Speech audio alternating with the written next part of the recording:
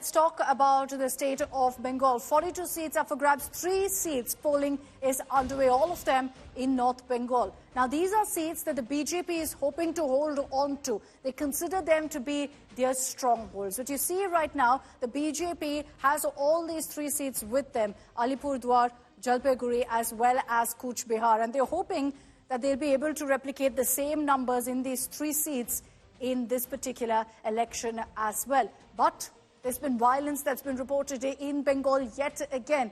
Both pre-poll as well as today during voting, there have been reports of violence, particularly in Cooch Behar, which is perhaps the most high-profile constituency of the 3, because you have Nisut Pramanik, Union Minister, who's currently in the poll fray from this very seat from the BJP. I want to bring in Anupam Mishra, who's joining us live on this broadcast. Anupam, what's the situation on ground right now? Has polling been affected because of these reports of violence? Well, Lakshita, we have seen that reports of violence are coming from Cooch Behar, especially out of these 3 key constituencies, and reports of clashes between BJP and TMC are coming from, maximum complaints are coming from Cooch Behar area, especially in Mathamanga area and Sitalkuchi area, where TMC is complaining that BJP's supporters have beaten TMC supporters. On the other side, BJP is complaining that TMC supporters are threatening and beating BJP supporters. So these are the complaints which we are getting so far. But compared to last assembly elections, where we have seen and witnessed that 4 persons have died allegedly by firing by CISF, compared to that violence, till now the violence is less. So we hope that the amount of central forces which have been deployed in these areas are working very well, because Cooch Behar is notoriously known for the political violence, and in the past we have seen several incidents of violence in Cooch Behar area specifically. But till now, let's move forward now, Anupam, because we want to cover every single state like I promised to our viewers. Let's take a quick look at Chhattisgarh as well, where you have 1 seat that's currently polling right now, and that is in South Chhattisgarh, the seat of Bastar. Now, this is, of course, a sensitive seat, and it'll be interesting to see what really it looks like. Let's take a quick look at the 2019 results, where you had the Congress emerging as the victor in Bastar, with Deepak Baij winning 44% of the vote share. With what happened in the assembly elections, does that change in the general election scenario of Chhattisgarh? I want to bring in Sumi Rajapan on this broadcast. She's joining us live from Bastar. Sumi, voting taking place in a very sensitive district of Chhattisgarh, and this comes days after, of course, we saw the massive crackdown on Naxals.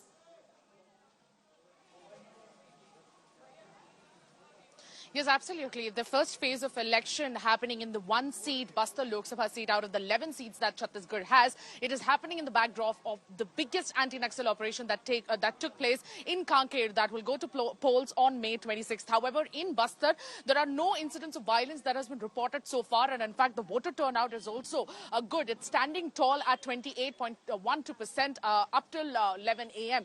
And this is good because unlike 2019, as opposed to 1,800 polling stations across the Lok Sabha constituency spanning across 8 assembly segments, this time around the polling stations have increased to 1961, out of which 196 have been considered sensitive or hypersensitive. And in fact, more than 150 have been considered vulnerable. And 14 lakh voters are exercising their franchise. And in fact, this particular seat has more women voters. And you see right behind me, there are more women as opposed to men. In this particular polling booth where we have come here at Jagdalpur, people are exercising their franchise, and their voting, in fact, has been happening since 7 a.m. At several polling booths here in Jagdalpur, the voting commenced at 7, but it will take place till 5 p.m. However, in rest of the places such as Kondagaon, Bijapur, Sukhma, Konta, all of these seats will have the voting till 3 a.m. because of the Naxal and because of the insurgency. However, no violent incidents have taken place so far, and in fact the security forces are also deployed here at various nook and crannies. More than 35,000 personnel, several units of the paramilitary forces are ensuring, and drone movement is also taking place. Good to see that turnout. And hopefully it remains completely violence-free, as you're reporting for us right now, Sumi. So that's an update for you on Chhattisgarh. Let's quickly also take a look at Jammu and Kashmir, because there too you have one seat where polling is happening right now, which is in Udhampur in Jammu.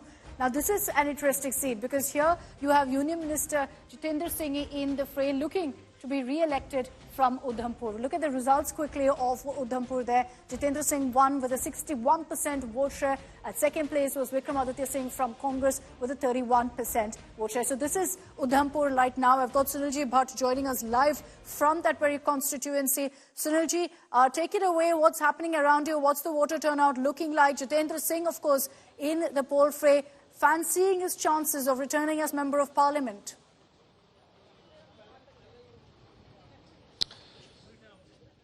Akshita, Udhampur is a, high-profile seat here in Jammu and Kashmir. Union Minister Dr. Jitendra Singh is contesting from this Lok Sabha seat for third time. He won in 2014, he won again in 2019, and now he's eyeing for a hat-trick of victories. But the Congress party says that they are going to stop the victory march of the BJP from Udhampur Lok Sabha seat. Congress has fielded Chaudhry Lal Singh, who is also a two-time MP from this Lok Sabha seat. He won in 2004 and 2009. So it's a clash of titans here in Udhampur Lok Sabha seat.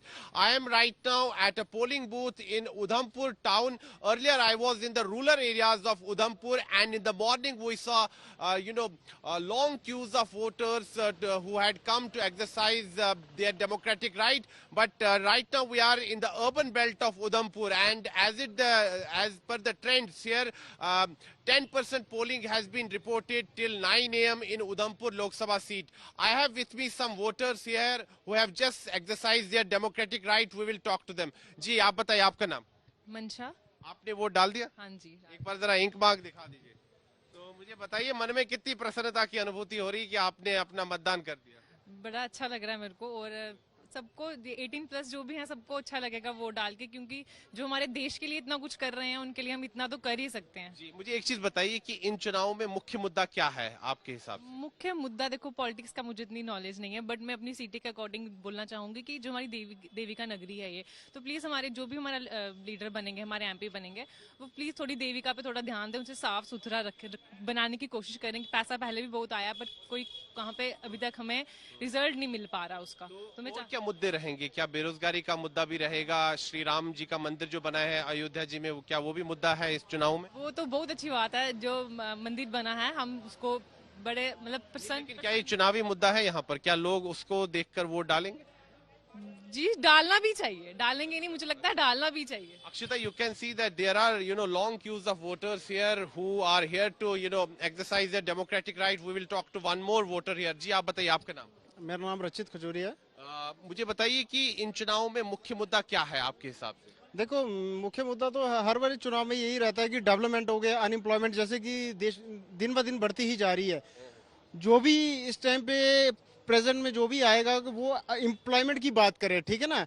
ये नहीं है कि अपनी अपनी राजनीति के लिए बात करे, बच्चों के लिए बात करे, हमारे यूथ के लिए बात करे. तो आपको लगता है कि बढ़ता जा रहा है, उसके लिए ध्यान दें. हम बच्चों को तो यही चाहिए, बेरोजगारी से मुक्ति चाहिए. So Akshita, you just heard from this youngster. He's saying that unemployment is a major issue.